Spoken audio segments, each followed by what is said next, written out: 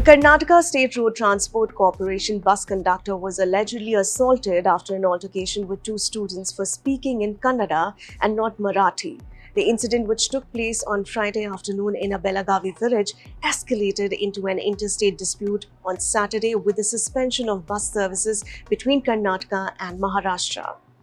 While Karnataka halted bus operations to Maharashtra from Belagavi, running services only up to its border at Koganoli checkpoint, Maharashtra ceased services to Karnataka, limiting its operations to Kagal Taluk, the border area between the two states.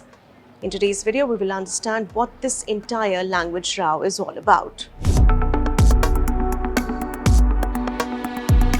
Belagavi has been at the center of a long-standing territorial dispute between Karnataka and Maharashtra and is home to a significant population of Marathi speakers.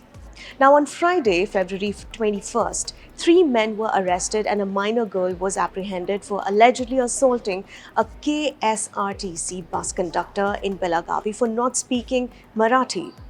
Now, after the minor filed a counter complaint alleging sexual harassment, the conductor was booked in a Protection of Children from Sexual Offences, which is the POCSO Act case. The incident took place at a village in Belagavi Taluk on Friday afternoon. 51-year-old KSRTC conductor Mahadev Hukeri was allegedly assaulted after he got into an argument with two students who were returning home from college. He requested them to speak in Kannada, saying he did not understand Marathi. Now, this led to an argument following which he was allegedly assaulted. Kannada organizations held protests on Friday and marched to the village on Saturday. In Chitradurg, members of the Karnataka Navanirman Sena blackened the face of a Maharashtra bus conductor as well, and they also vandalized the windshield of the bus. Hukeri told the media that the argument took place while he was issuing tickets, and he said, quote-unquote, "The majority of the passengers in the bus were women. I was distributing tickets. In Karnataka, bus riders are free for women.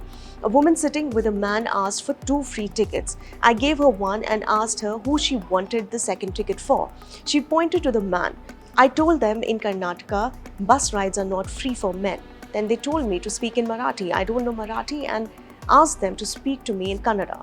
6 to 7 people inside the bus attacked me. Once the bus was stopped, there were around 50 people there. They also beat me up."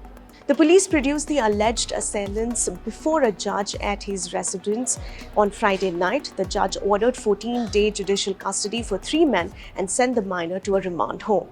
Meanwhile, Belagavi Police Commissioner confirmed that the minor had filed a sexual harassment complaint against the conductor. And he said, quote-unquote, "Based on the girl's statement, we have registered a POCSO case against the conductor."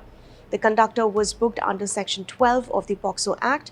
Raju Nashipuri, Karnataka Rakshana Vedike District President Belagavi said, and I quote, "The conductor was doing his duty. Then a female student forced him to speak in Marathi, and when the conductor said he did not know Marathi, the boys who were with the girl attacked him.